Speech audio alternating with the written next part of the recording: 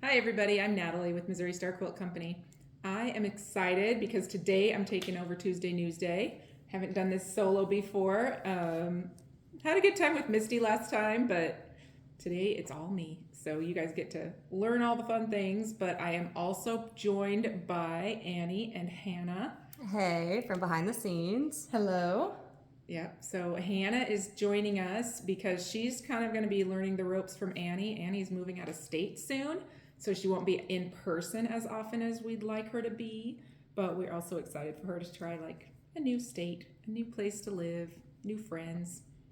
Yeah, so Hannah's hanging out behind the scenes with me. Hannah, what do you normally kind of do on the social team? I am a moderator, so all of the comments, I read through them. I moderate the Facebook groups, and I am usually the one that kind of is the interactor in the Facebook groups. That's usually me. So you'll source answers to problems or questions people have, like get them in the right place for customer service, or you can just answer it off the top of your head because sometimes you just know all the things. I definitely do my best. Yeah. She gets to see all your beautiful quilts. It's super fun. It is. It's a great time. That's cool. So, all right. Yeah, so this week, your tutorial on Friday. It's cold. Oh, it is cold. It's very chilly. We're in sweaters now, finally. It's like rainy and wet outside. Yeah, but I love it because it signals the change of the seasons, and it just like makes me feel good, you know? Yeah. It feels pretty cozy. Yeah. It's the perfect weather to sit inside and sew, or to curl up with a book, or hot chocolate. Yes. Hot chocolate. Or quilt. Yes. Yeah. So we had Halloween last week. I stayed in and worked on some quilting projects personally. My house is kind of on the edge of town. We don't get any trick-or-treaters down there. So you had a quiet night. I just stayed in and had some quilting time. Sounds fun. So hopefully you guys all had a good holiday too. I know you guys did. You had fun. Yeah. Hannah dressed up. I don't know if Annie did. Did you dress up? I didn't really dress up, but I also found one of Grandpa Ron's hats. Oh, you wore that all night? Nice. Okay. And so I just stuck on one of his hats and just was like, Josh made the joke that I was Indie Annie Jones. Indie Annie Jones. That's awesome. I was like, I love that. It was amazing. And I was like, so funny. So cute. It's pretty good. And I dressed up as a lady from the show 1912. It's like a Western show. Oh, okay. Yeah. And Nice. so Emmett and I dressed up as little like cowboys, cowgirls. Yeah, it was fun. Characters from 1812, huh? Yeah. 1912. Yeah. Okay, cool. So, yes, as you mentioned earlier, I do have a tutorial coming out on Friday. It was really fun to make. It's called Woven Diamonds. It is. It has a diamond inside of like a fence rail basket weave pattern. So turns out really cute. It's very easy to make. It'd be great for anybody who's just starting out and wants a quick and easy quilt that also looks really cute. And as background fabric, I know sometimes we all get tired of like using black or white for the background. So this time I went with one of our Missouri Star lines from our Quilt Town line. And it's just a teal star, so that's my background fabric. It's really cute. And it gives it like a different look, you know, not quite as stark. Mm-hmm. Yeah, I'm excited to see it. I love it. I think you guys will love it too. So what are you currently working on? What have you been up to?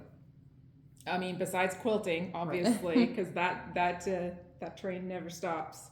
But one of the things I've been really interested in lately is this Swedish weaving. So you can see some of the designs. I don't know how. Is that good? Mm-hmm. So there's really beautiful patterns that you can make. And it's done on like Aida cloth or Hup cloth. And you can make all these really pretty things just by weaving embroidery floss in and out of the threads in the fabric. So the fabric is woven loosely enough that you can see. So you're not doing embroidery stitches necessarily because you're just weaving on the fabric, which like I am very fascinated to try it and see how easy it is, find out, you know, the techniques, and I don't know, I'm super excited about it. I think it'll be really fun. It's kind of similar, like it's embroidery adjacent, so I might be able to share some projects that I've worked on and maybe some things that I learn along the way. So we'll see. I get distracted easily and I love to try new things. So I definitely hop around from project to project, you know, like I think we all do. I think if you have a crafty streak, then you kind of like to try all kinds of different things. So Yeah, I'm excited to see that. That'll be really cool. yeah. I actually saw some really beautiful projects at the quilt show in Birmingham when I was there. Oh, fun. That's where I learned about it. So I'm super interested to dig into that more. Cool. So another fun thing that is also sort of embroidery adjacent, it's kind of on the same lines. I've been loving visible mending. I think it's so cool. So typically when you do a visible mend, you're going to do it on like a knitted something and weave similar weight of yarn in and out to create like a patch. Basically, you like make a patch, but it's woven into the sweater or blanket or whatever. But there's also all kinds of other ways to do a visible mend. Like you could do fabric and then create like either a patch over it that looks like an applique design, or put fabric behind it and cut the fabric on top so that it's like a reverse applique. You know, I have this hoodie here and it got caught. It was a work hoodie. It got caught on a nail. So it has this like square cut here. Do you see what I'm saying? And it's on the back of the hoodie.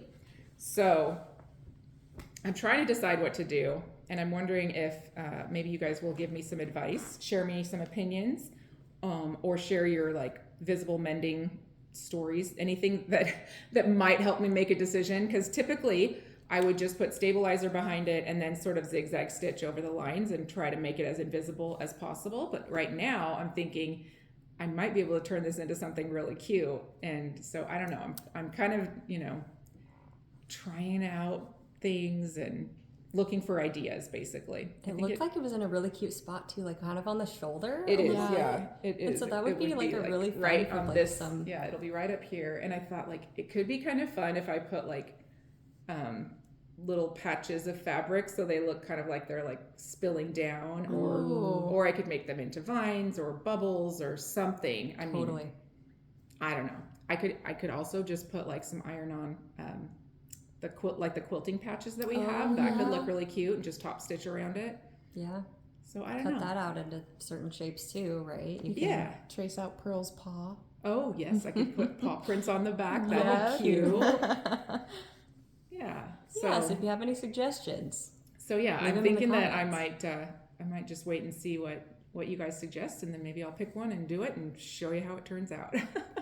Totally. We could try it anyways. That's gonna be cute. I've got to fix it because it's a hoodie. It's good. It's pretty new too.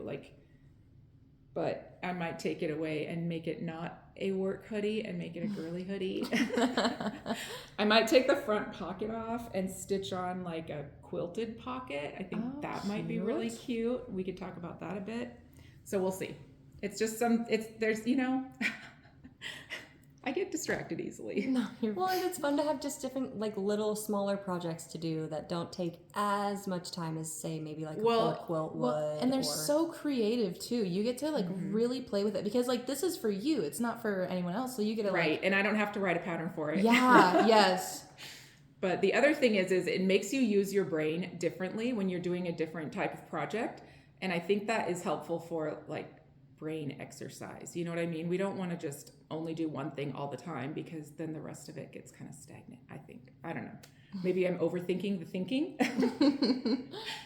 But no, I think it's good. I think it's good to be doing different things just to keep your inspiration good and your creativity flowing. Well, it's like what Grandma Jenny says sometimes is you lose your sojo and you need to start painting or any other artistic avenue. Oh, I am currently doing when the Van Gogh exhibit came to town, I bought one of those paint by number kits. Yes. And so I've got that taped on my table right now. I'm just adding little colors when I have a minute, fill in some dots, and everybody's like, "Oh my gosh, there's so many tiny little dots," because they're tiny, they're itty bitty.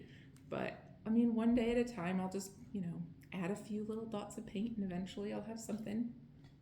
I mean, it's interesting. Use it's that fun. as a metaphor for so many things, right? Literally one little dot a day, one little stitch a day, one seam allow. Yes. Yeah. So, it's just got to keep doing it. Lots of different creative stuff to be working on. Mm-hmm. The holidays are coming up. Are you working on anything for like Thanksgiving or Christmas? Any gifts? Any kind of decoration-y things? You know, I haven't really done too much of that yet, but I do like to. I don't know if I've done it consistently, Hannah. You might remember better than me, but like I want to start being the mom that gives my kids a table runner for Christmas. And so I don't know. I think I did it last year or the year before, but at some point I didn't do it. So I don't know if it's not super consistent yet. But I think I have one table runner for you from you about it. I don't know. Spoiler. That's okay. But maybe I mean my kids are all pretty young still. Like you guys aren't really in the like I don't know phase of life where everybody has a table and wants table runners. I am. I would love all the table runners. Wall hangings. Know. Very good to know. Quilts, anything. Pillowcases. I am encouraged. Okay. Yeah, so I might do that. We're actually also doing things a little bit differently this year for Thanksgiving because Grandma and Grandpa are out of town, and Misty and Jake decided to travel, and they're usually our hosts. So I've definitely been thinking about having Thanksgiving at my house this year for my kids. Yeah. And see how that goes. We don't usually do it that way. It's a little bit smaller and different, but I think it could be fun. Yeah, change is good. Yeah. Yeah. Speaking of Grandma and Grandpa, Jenny and Ron, have you heard from your parents? How are they doing? I think they're doing pretty great. We've got a whole Marco Polo and WhatsApp chat going in both places where they check in pretty frequently and everybody sends them a response or whatever. And it's really fun to be able to go back and like watch those videos if you miss them or want to hear what's going on. So they're doing great. They seem happy. They're eating foods from there and trying to make foods from home with those local ingredients, which has been kind of interesting. So I think they made a German chocolate cake or the chocolate oatmeal cake, which is similar to a German chocolate. It's slightly different, but it's one of those things that like everybody craves Dad's chocolate cake. That's the Doan family classic. Mm-hmm. Yes. And so he had to make it with crushed chocolate instead of chocolate chips, like chocolate chunks. Yeah. And then also with the coconut is prepared differently, I guess. Yeah, instead of our shredded packaged coconut. Yeah. And they said that it was amazing and maybe it's their new favorite. So, but yeah, I mean, I think they're doing good. Yeah, they're getting comfortable. You know, you've been in a place long enough. I think it takes, I think they've been there a little over a month now. Yeah. And so I think it takes about that long to really kind of get used to your surroundings and it probably process. takes even longer, really, to feel settled in. Yeah. I think everything is still very new. But we're glad. I mean, we can keep up with them. We like text each other and send each other things. I think we FaceTimed on Halloween a little bit and kind of showed them around because they're big on Halloween. So they're doing good. It's been fun. That's awesome. Yeah. Yeah, they're keeping in touch pretty well. Yeah. Yeah, Grandma sends me memes on Instagram sometimes. That sounds like her. She sent me, like, it's always dog related because of Sadie. It's always so funny. Yes. There's just the cutest little Aussies, and she's like, "Here, Hannah, you'll like this." Yeah, she's good about that. I love it. Mm-hmm. So we had some just suggestions from commenters because we asked, I mean, a week or two ago, it's maybe been a while of, hey, what would you kind of like to see? And there were a couple of people that really wanted to see your stained glass because you talked a little bit about your stained glass. So tell us kind of about that. I love stained glass. That's probably my other art that I'm pretty interested in and passionate about. My grandfather, my mom's dad, he was a stained glass artist. And so when I was 14, I went and stayed with them for a few weeks, some in the summer. I don't know if it was like a month or 6 weeks. It felt like a long time, but I was 14. So, you know, it could have been 2 weeks. And I don't just think of it as like this really long visit. Anyways, we did this project in his garage. This was the thing that we made together. So this is my first actual stained glass project. I made it when I was a kid with Grandpa. And, I mean, clearly he did most of the work, but I learned a lot about it, and it was very creative for me, very fun to put everything together and pick colors. And I really wanted this pink glass, and so he made me put it in the top. Can you see that? Cute. He was like, I picked the blue and yellow because they're like Swedish colors, and I wanted to throw in this pink, and I think he thought that does not go with these colors. So he let me put it on the top just to be like, okay, Nat, whatever. That's so sweet, though. It is so cute. So, but then I didn't work on stained glass for years and years, and a few years ago there was a class at the little vocational school, the little art, I don't know, it's called cultural something in Chillicothe. Can't remember exactly, but they had some stained glass classes, and so I went there and I did a few projects, and then I made this piece of glass, which I totally love because it's like my first piece that I didn't use somebody else's pattern for. I put it together with, the idea was to take bevels that were already like cut to size, right? And then I put them all together and then cut glass to replace a lot of the bevels. It was like sort of like an improv project. Cool. So that is fun. And then I also have learned how to do some fused glass projects. So I have a little bowl I've made. Flowers and coasters, things like that in the kiln. And then I also do like copper foil, which these are just quick and easy. I've made stars for windows, but I'm kind of obsessed with these flowers at the moment because I think they're so fun, and you can make all the different flowers with different shapes and sizes, and then just create a little vase of wildflowers for fun. So that's kind of the variety. There's lots of things that I want to try. My list for stained glass projects is probably longer than my list of quilting projects, and that would go on my whole life forever and ever times 7. I could not outlive my projects at this point. We made little paw prints, like little doggy paw prints for Christmas. What was it, 2 years ago? Yep, that was fun. Yeah, I had one for Sadie, and I have it on my tree every year, and it's literally Sadie's only ornament. So if you want to make more, cute. Make you some more paw prints, like make Sadie a whole tree of paws. You and me can do it. We can do it if you. We can do it. I was actually thinking it might be fun to just have some people over once a month for a class or something. Yeah, that'd be really fun. I don't know. We'll see. Because if I have a class, then I for sure will gather all the stuff and be ready to do the project. But if I don't have any kind of deadline, I tend to put the things that I want to do for fun off. Mm-hmm. So I'm going to have to figure out some way to schedule it in, because I haven't worked in my glass shop way too long. It's been more than a minute.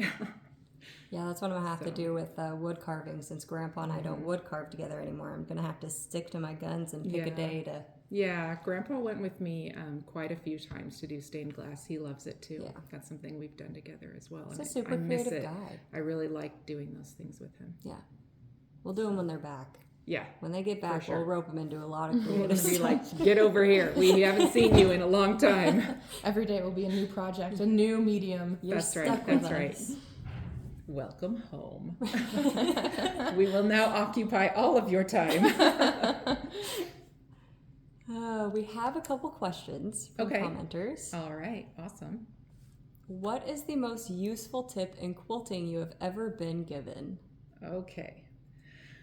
So for me, this is more of like a mental and emotional tip. And I think it is just to get started and keep trying. If you don't ever start, then you're never going to make progress. You won't ever get better at it. You won't learn the hacks and the other tricks that come along the way.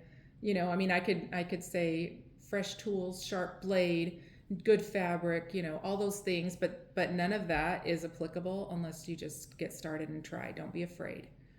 Don't be afraid to make mistakes either. And a mistake is just a learning experience. We all have to crawl before we can walk. And I've read so many quotes that are like, in order to be great, you first have to be willing to be bad at something. You have to be courageous enough to be terrible at it, because nobody just comes out at genius level. Like, that's just not how it works. We all learn, we all get better, Yeah. So that's really probably like the most valuable thing, is just doing it. Just try it. Mm-hmm. Just get started. Do something scary. Be brave. Yeah, that's be really willing to be bad at it in order to get great at it. And I feel like that applies to so many things in life. Yeah, Yes. that's great advice. And it's scary, but it's one of those things where it's worthwhile. It's worth it. Yeah. And it'll stop being scary after once you start, it'll stop being scary. Yeah, once or twice, you'll be like, oh, now I get this. Yeah. Or you'll understand things You better. get a little more comfortable piece by piece. Right. And that's why I think I always want to try to explain the why and the how rather than just like, here's what you do. Because I feel like if we're armed with a little bit more information, this is why this works, this is why this is important. If you understand how that the parts all work together, then you're going to have a better outcome. So I like that. It's really great. Thanks. Any other questions? There are a couple. Okay. There's some questions about the embroidery. Yes. And so we have like 2 different embroidery kits right now. Well, 3 actually, if you count the beginner kit. Yes. Do the patterns have multiple copies? Can you buy more? So that is a great question. When we and we just did a little research and double checking because I'm mostly involved in creating the project, not so much. I don't know so much about like how things are listed or how they're sold. So I had to kind of try to find that answer. But each project, each kit should come with downloadable file so that you can continue to print new flowers or new all of the things in the beginner's kit are available digitally in your account. So when you purchase the product From us, you automatically get a link into your account. There's like a file for digital files or digital links. Yeah. Digital downloads, Digital downloads is what it's called, yeah. So when you buy Block Magazine, you get a downloadable copy of it. When you buy embroidery kits, if they have prints that come with them, you can print them off yourself on our peel and stitch fabric, sticky stuff. Peel and stitch, wash away stabilizer, transfer sheets. Thank you, Annie. I think we are also coming out with some new patterns for Ingrid's kit, kind of like a refill, and those will probably be available early next year. So keep an eye out. Keep watching. We're trying to keep new stuff coming in all the time. That's exciting. Yeah. I know Mom went through and separated a bunch of the blocks into stacks of 20, so they're all picked out. We're just waiting to print them. Lots of flowers from Grandma Ingrid. Yeah. I hope that answers the question. Yeah, I pretty think well. So. Okay. Yeah. Sorry. Somebody is looking for an index for the Block magazine that lists past projects. Okay. Do we have one? We do, actually, Yes. and I have the link for it. We will put it in the description. Yep. Okay. And then also, just feel free to send us a message too at any point, and I can send it straight to you if needed. So the index is organized by year, and then within that year, you can look at the issues. Are there photos or anything, or is it all? There's the cover photo of the block next to, like underneath, it'll say what block it is, from what year it is, what volume it is. It'll have the picture of the cover. It will have a big list of... Does it have the picture of the back cover? No. Okay. No, just has the front cover, and then it will have a list of every single quilt pattern that is in there. And if we have a tutorial for it, the link for that tutorial will be right next to the name. Okay. Very cool. Yes. So in order to find a project, you can just go to the index, which should be on the block landing page as well. Yeah. So if you're on the computer on our website, you could go to the block landing page and access it there, or is it not there? I am not sure. We'll do a little digging. Yeah, but either way, we'll put the link in the description. Yep. So, cool.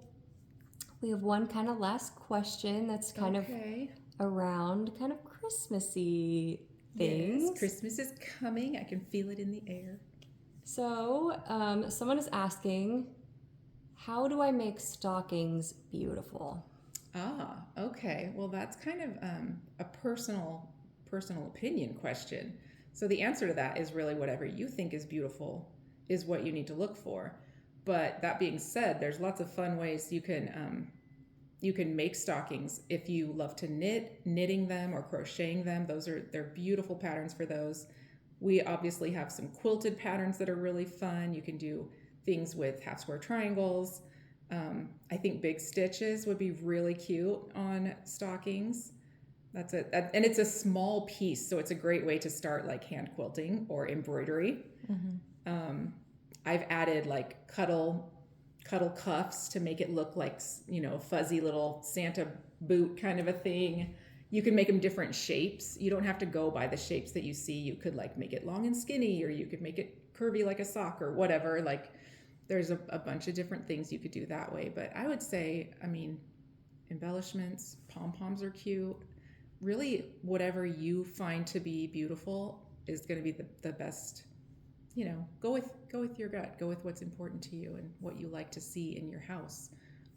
But also things that make you happy. One year I had my kids all pick out their favorite Christmas fabric, and we made those stockings and used those for years and years. So, now I have knitted ones because I think they're so pretty. But I haven't made them. I don't know how to knit that well, so I just admire the beauty. I bought them. But it's fun. I love to see them all hung up there. So yeah, the other thing that would be really cool, like the quilted coats, you could do it with quilted quilts that are damaged in some way rather than throwing them out. You could make those into stockings. Yeah. Super cute idea. Well, I loved the antique ones that I've seen. Quilts are so big. When you make one quilted jacket out of a quilt, like you're going to have so much leftovers. You could probably throw that together. Depending on the damage. Yeah, depending on the damage and how much you cut up. Yeah, you could totally make a cute matching coat and stocking. That'd be so fun. That would be cute. Pillows for your couch. Yeah. All the things. I've seen so many fun things made with old quilts that's something that that's a rabbit hole I would love to go down. That's a rabbit hole that I can dive in pretty deep every once in a while, just like maybe once a week because of All Stars. I'll be like, oh, look at that. And then I'm like, I want to see more of these. Yes, it's super fun. So that's something I for sure have wanted to do, some of those projects. So we'll see. We'll put it on the list. Maybe it'll get done. I have some old quilts that I'm saving for that are just, kind of in rough shape. So we'll see. That's cool. That is fun. Yeah. All right. Well, thanks for joining us, Nat. Yeah, you're welcome. Yeah. I'm excited about it. I hope you guys have a great week. And I guess I will see you sometime soon, because between Misty and I and all the other fun things happening at Missouri Star, we're going to be doing Tuesday Newsday more often. Yeah, it'll be fun. It will be. Yep. All right. Well, have a good week, everybody. Happy Tuesday See you next Newsday. time.